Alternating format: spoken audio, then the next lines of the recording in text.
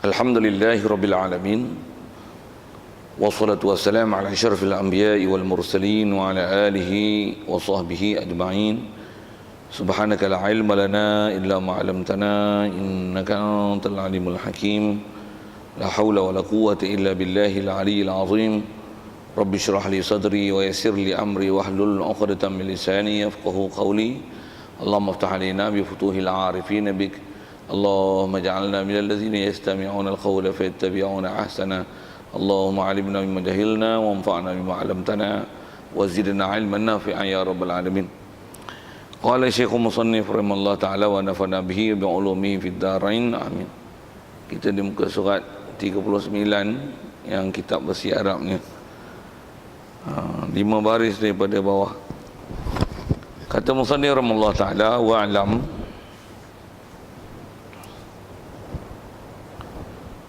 wa'alam anna hisna qisaril amali zikrul mauti wa hisnihi zikru faj'atil mauti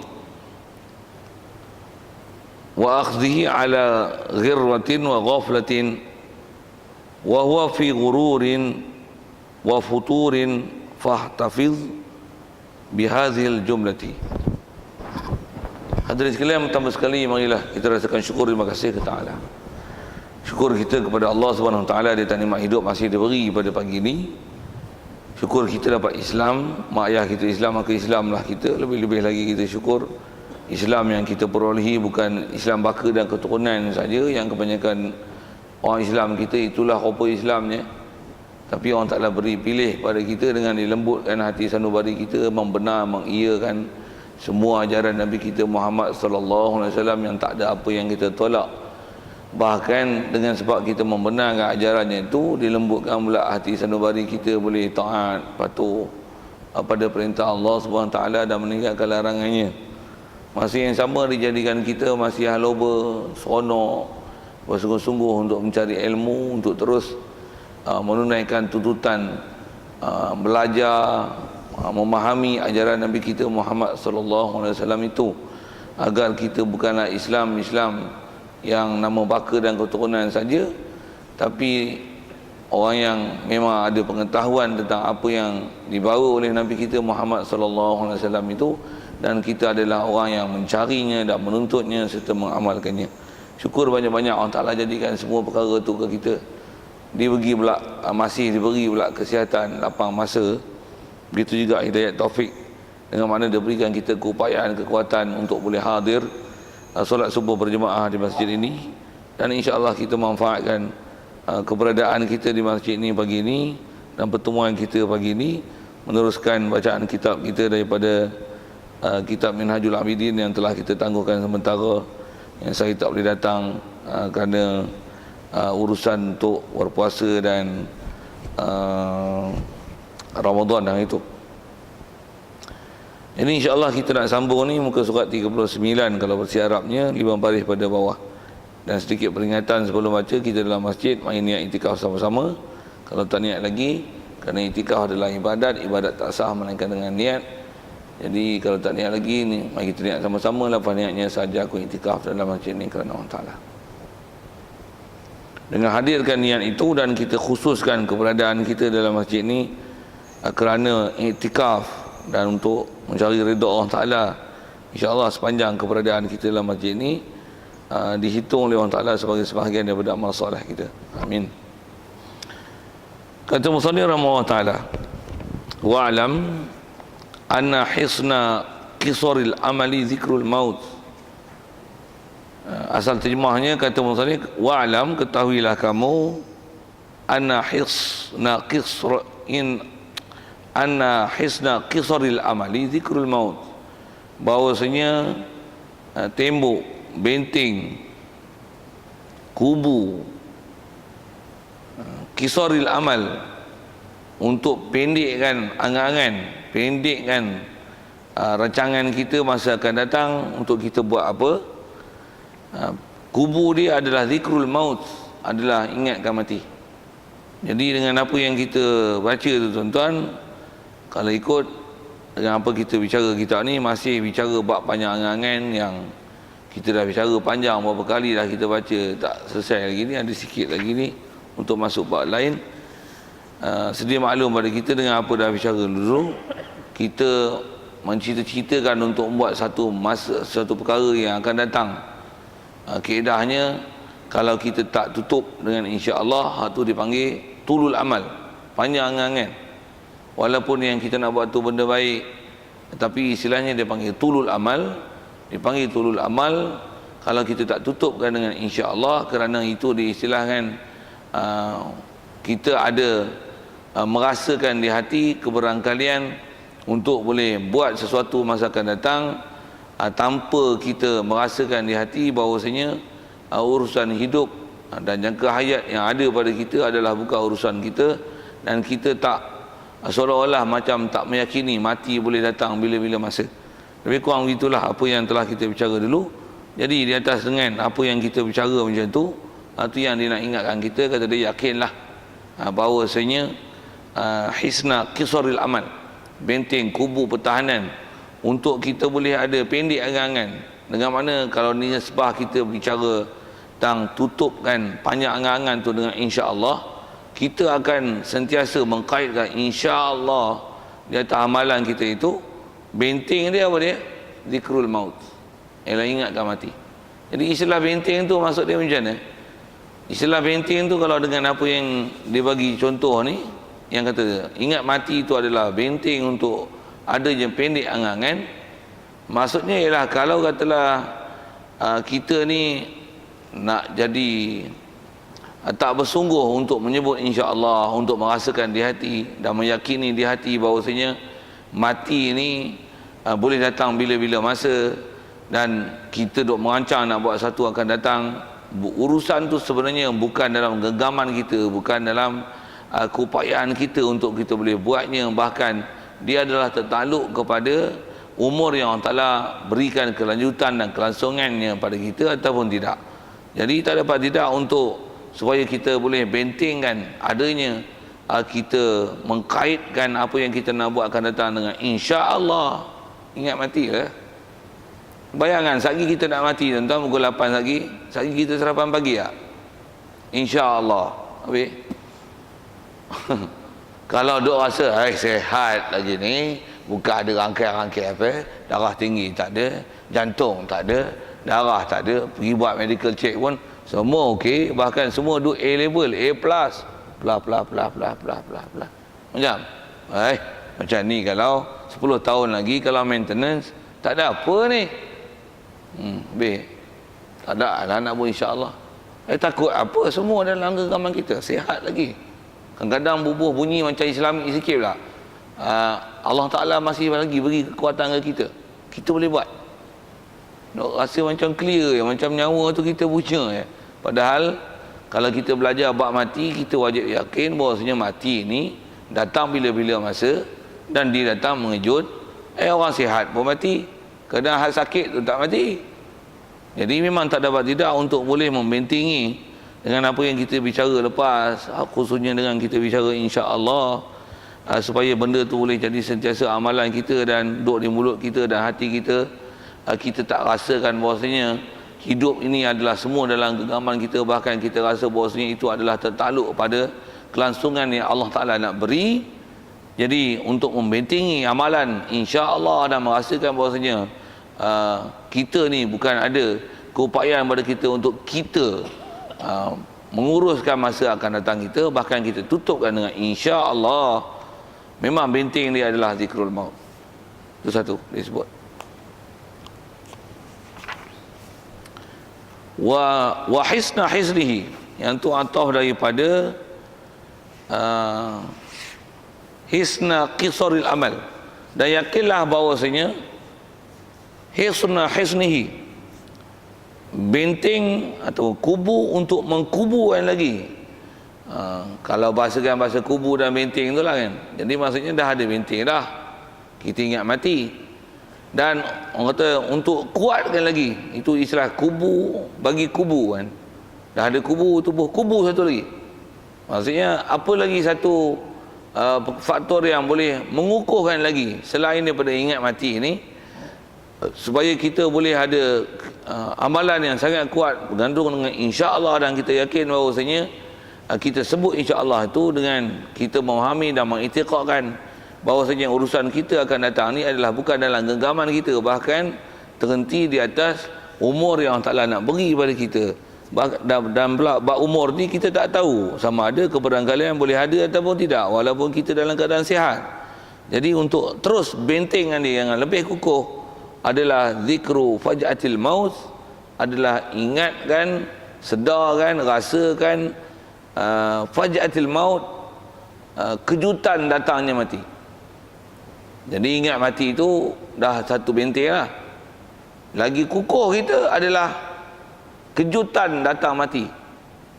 Kalau takat ingat mati, dia tak kuat lagi. Mati boleh datang mengejut. Hak tu memang insya-Allah. Insya-Allah. Yang ni yang kalau kita tengok tuan-tuan, kalau tambah kita belajar hadis-hadis, khususnya kita lihat hadis yang menceritakan akhlak dan kepribadian Nabi kita Muhammad sallallahu alaihi wasallam, begitu juga sifat kesempurnaan yang ada pada dia, khususnya kita bicara bab kisaril amal, begitu juga macam mana hati dia, intiqad dia, tentang pahaman dia, tentang apa kita bicara hisnihi ni, yang kita benteng bagi sebentengnya ni. Antaranya kalau kita belajar bab hadis tentang akhlak dan kepribadian Nabi sallallahu alaihi wasallam, dia ni itu berasa kita ada sebut perkara-perkara tu, dan kita ada jumpa dalam kitab ni, dia ada sebut Rasulullah dia tak akan angkat kaki yang dia nak berjalan dan sebagainya, melainkan sebelum dia nak angkat kaki, dia akan rasakan dalam hati dia bahawasanya sebelum dia nak angkat kaki, dia dah rasa maut ada di hadapan. Sebelum dia nak angkat, dia dah rasa dah mati lebih cepat untuk datang pada dia, pasal ada kejutan mati. Boleh ada keberangkilan datang itu sebelum dia angkat kaki dia. Hati dia sentiasa muraqabah gitu. Dan bila dia dah angkat, kita dah angkat nak berjalan tu, mesti letak pula. Nak letak tu, alah bukan jauh mana pun, bukan makan sarapan pagi tu, bukan pukul 8, bukan tahun depan, bukan 10 tahun akan datang, bukan 20, bukan. Dah angkat kaki nak letak kaki tu, dia rasa memang dia yakin dalam hati dia, sebelum dia letakkan kaki dia tu, dia rasakan bahawasanya maut dan kejutan maut boleh datang sebelum dia meletakkan kaki tu lagi. Satu, kalau kita lihat sekali lagi sebut dengan istilahnya akhlak dan kepribadian Nabi, dengan akidah dia yang macam ni, atas sebut ulama dan juga apa yang diriwayat oleh para sahabat, hadis-hadis tentang Rasulullah dengan nisbah dia berjalan, dia bergerak. Rasulullah berjalan bergerak seolah-olah ada sesuatu yang berat dia tanggung, dan bila dia nak letak, macam ada satu benda lembut yang kalau dia hentak akan pecah benda tu. Nak menunjukkan dia berjalan ni taklah gede-gede. Macam gede-gede tu bahasa kampung, tak orang Hulu cakap gitulah. Saya punya style macam tu. Dia angkat tu, pasal apa? Hati dia sentiasa sentiasa kan. Satu, kalau dia bercakap, dia tak bercakap macam saya ni. Saya kalau bercakap macam ni lah tuan-tuan. Rasulullah bila dia bercakap satu pada para sahabat, sahabat ternanti-nanti Rasulullah nak cakap apa. Kalau saya buat misal lah, hadis yang kita biasa dengar misalnya, kita kalau baca hadis tu pun baca macam mana? Qala Nabi SAW, innamal a'malu binniyat wa innamal likulli imri'in ma nawa. Kita baca gitu tuan-tuan, tambah dah hafal, terror baca. Gitulah bacanya. Rasulullah disebut hadis-hadis tu macam mana? Innamal a'malu binniyat. Dengar tu sahabat tertunggu, macam tunggu buah durian jatuh. Jangan kot saya punya bahasa. Itu saya punya bahasa. Itu saya punya bahasa. Dia tunggu apa nak keluar pada mulut Rasulullah. Itu yang hadis tu boleh dihafal. Pasal apa? Hafal pula tu sama. Kalau ada 50 orang ni, 50 orang dengar perkataan yang sama. Qala Nabi SAW, qala Nabi SAW. Riwayat yang sama, semua sama. Kalau ada beza pun, tu yang kalau kita belajar bab hadis yang ni ada beza sikit. Pasal apa? Rasulullah bercakap macam tu. Dia bercakap macam tu, bayang dia berjalan macam mana. Itu dia berjalan macam mana? Pasal apa gaduh berjalan gitu? pasal hati dia sentiasa macam ni. Bayang tuan-tuan, angkat kaki, letak kaki, dia boleh ingat mati 2 kali tu. Kita tuan-tuan, saya tak kata orang tuan-tuan, saya kata saya lah. Ya Allah, ni baca kitab baru ingat mati. Bangun saat ni tak ingat mati, baru sedar pada hidup tak ada ingat mati kan. Kita itulah kita tu yang disebut betul tuan-tuan. Imam Ghazali kata apa dia? Ingat mati, kita ada kisarul amal. Kejutan datangnya mati lagi lah. Tambah pula kita baru lepas ziarah, ada kawan kita baru semalam jumpa, dengar-dengar pagi ni stroke. Tak ada sakit apa pun stroke. Duk tu. Kutlah nak bahasa ke kita. Tu pun dengan bahasa dengar saya sebut tuan. Kutlah nak bahasa ke kita. Kadang-kadang duk tengok kawan stroke, kita ada macam ni pula, padan muka dia stroke. Dia ada macam tu. Tak ada pun nak mengingatkan kepada kita dengan istilahnya kejutan datangnya mati. Dengan itu kita pendekkan ke kita punya rancangan nak buat akan datang yang nama tulul amal tu, pendekkan insya-Allah jadi kisarul amal. Kita tak ambil pun pengajaran kat situ. Tu simaklah kat diri kita. Macam mana pun dengan apa kita bicara ni, Imam Ghazali sebut ni betul. Apa dia? Untuk membentengi kita apa nak buat akan datang, tutup. InsyaAllah, insyaAllah, insyaAllah.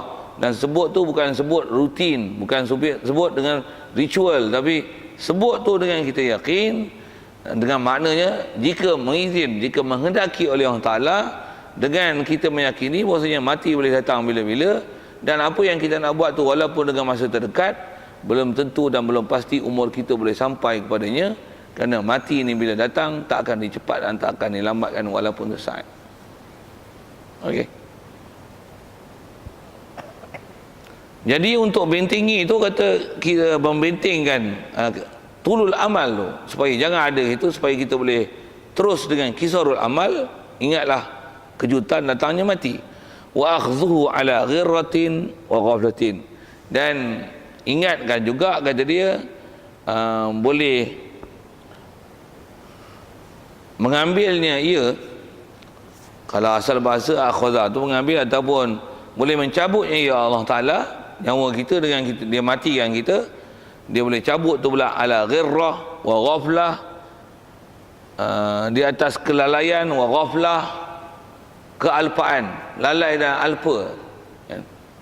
Boleh jadi datang mati tu dalam keadaan lalai dan lupa macam tu. Kalau mati tengah sujud, gagah juga tuan-tuan dalam ibadat, sujud pula tengah ingat Allah Ta'ala, bertasbih pun dengan kita subhana rabbiyal a'la wa bihamdi, subhanallah wa bihamdi, subhanallahil a'la, subhanallahil azim. Banyak riwayat-riwayat tentang tasbih ni, selalu kita diajar dalam fiqh macam itulah, subhana rabbiyal a'la wa bihamdi. Kita pula baca dengan hati kita, dengan i'tiqad, dengan faham makna mati masa tu. Kalau masa tu mati, alangkah bahagianya kita duduk tasbih dengan Allah Ta'ala. Tapi mati dalam keadaan ghaflah, tuan, na'udzubillah. Walaupun kita bukanlah istilahnya bukan istilahnya nak bangkang, bukan menolak ajaran Nabi, kita mengimani ajaran Nabi, tapi mati bukan dalam zikrullah, tapi dalam keadaan ghaflah dan ghirrah. Kalau kita ingat itu, nescaya insya-Allah kita akan ada taat satu, dan taat tu pun dalam keadaan kita rasakan bahawasanya mati itu, kejutan mati itu boleh datang bila-bila. Jadi dia boleh datang kematian tu di atas kealpaan dan kelalaian kita. Wa huwa fi ghururin wa futurin, wa huwa, seseorang tu, kalau seorang tu, kalau kita sebut, kita bicara tu, kita lah wa huwa abdu, atas lafaz yang disebut di awal. Seseorang hamba tu, dia dalam keadaan macam ni, dalam masa yang sama pula dia ni fi ghurur, apatah lagi dalam keadaan ghurur, tertipu, wa futur, dan asal mana fatara ni, lumpuh, lemah, letih daripada melaksanakan taat. Jadi kalau dah lalai, alpa, tambah pula dia dalam keadaan terkecoh, tertipu, tambah pula tersesat, tersasar daripada ajaran Islam, daripada akidah ahli sunnah wal jamaah, mati dalam keadaan gitu tuan-tuan. Allah Akbar. Na'udzubillah. Lagi kita takut. Kalau takut tu tuan-tuan, insya-Allah kita memang akan sentiasa pendekkan angan-angan kita. Mati tu pula boleh datang bila-bila. Memang kita akan cari sungguh-sungguh kebenaran. Kalau cari pun masih hati tu kita kata boleh sampai ke sini, mesti kita tutupnya dengan insya-Allah.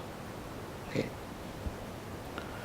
Baik, di atas kata-kata dia macam tu, tafiz bihadzil jumlati, kata dia, maka beringatlah kamu, ambillah ingatan bihadzil jumlati, dengan sentences ini ataupun dengan ayat ini, bihadzil jumlah, with these words yang turut dengan, kalau dengan bahasa Inggerisnya, bihadzil jumlah, dengan ayat ini, dengan perkataan ini, dengan peringatan ini. Baik. Wahasilha muwafiqan, dan kata dia, kalau boleh engkau hasilkanlah akan dia, akan ayat ini ataupun pernyataan ini. Maksud hasil tu, jadikan perkara ni kita dapat dan sematkan di hati tentang, kata, ingatkan mati dan ingatkan kejutan mati, dan ingatkan bahawasanya kematian boleh datang bila-bila masa lagi, bila-bila masa, apatah lagi takut-takutnya mati dalam keadaan lalai, alpa, lupa, ataupun dalam keadaan tersasar, ataupun dalam keadaan lemah letih daripada melaksanakan taat. Boleh jadi bila-bila masa. Jadi kau hasilkanlah peringatan yang telah diberi ini, muwafiqan, insya-Allah hal keadaan kamu diberikan taufik dan hidayah. InsyaAllah kita cuba usahakan tu, dapat perkara tu. Cuma atas sedikit kata nisbah nak usaha tu, apa kaedah dia? Saya duduk ngaji dulu, tutup guru ajar, antaranya kaedah dia macam mana tuan? Kita bila baru baca kitab, sama ada yang dengar ataupun yang baca, dia punya power tu kuat lagi lah pasal baru duduk dengar. Kalau saya sendiri pun, saya duduk baca, kita punya power tu rasa kuat. Tapi sehari kena makan nasi lemak, roti canai, habis lupa pula lah. Itu macam mana nak ingat? Tulis kat kertas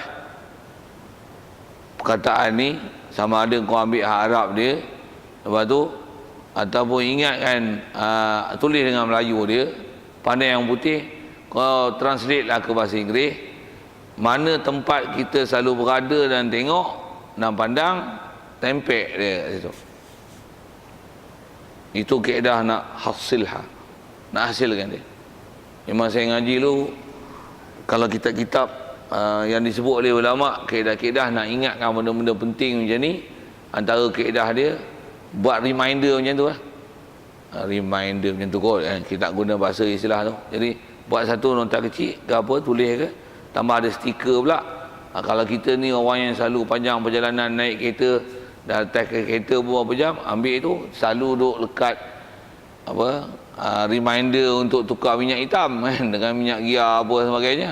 Apa buah satu lagi, zikrul maut, apa al-maut, tak buah gambar coklat kat situ, gambar coklat tu gambar mayat lah, pasal dia ada ikat sini, dia ada ikat sini. Sikit saya guna bahasa rasa lawak tu, tak gelap tak apalah punya, pasal gambar coklat tu buah zikrul maut untuk apa, qasir amal, maksudnya pendekkan cita-cita kamu, angan-angan kamu, perencanaan kamu akan datang, bizikril maut, dengan insya-Allah. Tengok tu hari-hari tuan, 24 jam kalau duk tengok tu memang best, ingat punya, boleh hasil. Tapi kalau hiburan, sensasi minggu ini, kalau tulis tu duk ingat tu ialah, tak pun handset tuan, kita punya background tu bubuh tu. Kalau background tu gambar artis, out. Kalau gambar anak, duk ingat anak lah. Dia akan ingat anak lah. Kalau gambar bini, duk ingat bini. Duk ingat kawan kampung, homesick lah kita. Tak faham sudah. Memang itu kan. Satu tuan-tuan, sikit lagi saya sebut ni, pasal kita sebut ni benda-benda yang amalan orang soleh dulu. Saya sebut tu, saya pun tak buat wallpaper handset saya tu tuan-tuan. Saya buat gambar anak lah ni. Dulu gambar lain. Kita kadang bubuh gambar tu yang cantik, yang sejuk mata memandang. Kadang kita buat tu, kita tak bubuh bab-bab ni. Sedikit amalan yang kalau saya nak sebut, bukan amalan, benda yang saya sebut catatan tu, tempel. Seingat saya, yang ni sebut dalam kitab tuan-tuan, apa dia? pasal antara perkara sunat dan sunnah yang diamal oleh Nabi SAW ialah memakai cincin. Rasulullah cincin dia tulis Muhammad Rasulullah. Okey, itu selesai. Para sahabat adalah orang yang sangat asari, orang yang sangat terkesan mengikut ajaran Nabi SAW ni. Rasulullah bila pakai cincin, sahabat semua pakai cincin. Pakai cincin. Dan bila cincin perak lah kalau lelaki. Dan dia ada kepala dia. Kita selalu kepala ni bubuh batu lawa-lawa. Lepas tu pemata gelilin. Saya sebut tu, saya pun tak ingin juga tu. Tapi kadang-kadang tak apa-apa ada duit tu, pejam-pejam dulu lah mata. Sikit nak sebut itu. Kita lebih kepada batu dan hiasan. Semua khulafa ar-rasyidin, Sayyidina Abu Bakar, Umar, Uthman, Ali, kalau sebut dalam kitab, memang mereka pakai cincin dan cincin mereka ada tertulis sesuatu. Dan kaedah pakai cincin, batu bukan, kalau buah batu lah kan, kepala dia tu yang tertulis sesuatu tu, kalau Muhammad Rasulullah, dia tak tulis belah ni lah. Dia tulis belah ni. Kepala dia tu disuruh pusing depan, pusing dalam. Satu pakai batu cantik-cantik pun dia bukan suruh tunjuk ke orang. Tutup. Sikit saya nak sebut, data amalan para sahabat ni, yang seingat saya, sentences, jumlah yang ada ditulis di cincin. Kalau Nabi Muhammad Rasulullah sedia maklum dengan kita rasanya, cincin Rasulullah tertulis itu.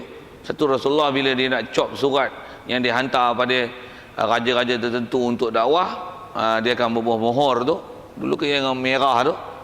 Oh tu nak bagi kata yang ni memang Rasulullah punya, ambil cincin, dia tu lakut lebih kurangnya. Sahabat lain saya tak ingat nak sebut tuan-tuan apa yang tulis kat cincin dia. Saya ingat Sayyidina Umar je. Sayyidina Umar dia tulis apa dekat jari dia? Dia kata kafar, dia tulis tu. Jadi sikit dah tulis pun, tulis dalam bentuk khat lah kan, walaupun ruang dia kecil, dia akan tulis mengisi ruang tu. Sayyidina Umar dia tulis apa? Kafa bil mauti wa'idhan ya Umar. Dia kata cukuplah mati sebagai peringatan wahai Umar. Kat batu cincin dia, dekat cincin dia tu, kat kepala dia tu, dan dia tak bubuh belah ni pasal peringatan untuk dia. Bila buka tengok kafa bil mauti wa'idhan ya Umar. Jadi tuan-tuan nak buat, tempahlah cincin macam tu. Saya tak tempah tuan, saya nak sebut je apa amalan sahabat, dan saya nak sebut reminder tu. Saya belajar dulu memang, kita masa tu masa tengah duk belajar, tengah duk hot lagi, memang macam-macam buat lah benda tu. Satu kalau saya yang kalau disebut ingat Sayyidina Umar tu pasal pernah buat reminder tu tulis. Lepas tu yang sahabat-sahabat lain tak apa ingat pasal yang tu tak jadi keamalan, tulis apa benda tulis kat cincin dia. Masing-masing ada tulis tu. Dan biasanya mereka akan menulis, tengoklah apa keutamaan. Pasal kalau kita belajar kaedah menulis dan jadi reminder ni, selalunya benda yang kita nak buat jadi reminder ni benda yang kita selalu lupa. Orang selalunya yang kalau diingat sesuatu yang tu tak payah buat reminder, pasal memang dalam ingatan dia. Kalau jadual saya mengajar, saya tak payah buat reminder, saya memang tahu minggu hari apa. Tak payah. Mula-mula dulu kena buat reminder, lupa minggu, lupa hari, hari ni hari mana, kat mana, saya kena buat reminder itu. Kalau ada handset pun kena tulis. Kalau ada whiteboard kat rumah saya tu, saya tulis hari ni hari apa kena tanda. Pasal apa? Masa tu duk pening lagi jadual. Masa tu pula tengah sibuk dengan bini beranak, dengan anak ke sekolah, nak hantar ke asrama, bawa balik sini, sini. Kena ada reminder yang tu. Sikit saya nak sebut reminder tu. Jadi Sayyidina Umar reminder dia kafa bil maus. Hal lain sahabat tak ingat. Sorry lah tuan-tuan. Tuan-tuan tanya kalau tengok kitab kena pergi cari tu. Tapi saya nak sebut ialah yang pengarang ni sebut, dia kata macam mana nak hasilkan dia. Sikit nak sebut macam mana ulama kita ajar dulu, macam mana nak dapatkan hasil tu, antaranya buat reminder, cincin. Kalau tuan-tuan nak buat kat dahi, buat pilah macam Palestin tu ikat kat dahi tu kan. Tapi ikat kat dahi kita tak tengok, orang lain tengok. Nak buat reminder, buka pintu kereta, buat cermin kereta. Kalau cermin kereta pun bagi orang lain pandang, orang yang baca jom solat, orang duk tengok jom solat, kita buat tak peduli je solat. Takut lah tu. Reminder tu orang lain baca, kita tak baca. Sepatutnya jom solat tu kena balik kat kita, jom solat. Okay. Sembahyang awal waktu, bubuh. Kita reminder untuk orang. Tutup aurat ya, orang luar yang baca. Tapi kita tak baca benda tu. Sepatutnya reminder tu untuk kita. Macam tu kot sikit. Muhasabah bab reminder tu. Kan? Oh, tulis ni, saya sayang ulama. Orang yang baca saya sayang ulama, berbuh kat belakang lah, saya sayang ulama. Kita mengaji oh tak. Tapi pakai baju saya sayang ulama. Sikitlah nak sebut reminder tu. Pasal reminder tu untuk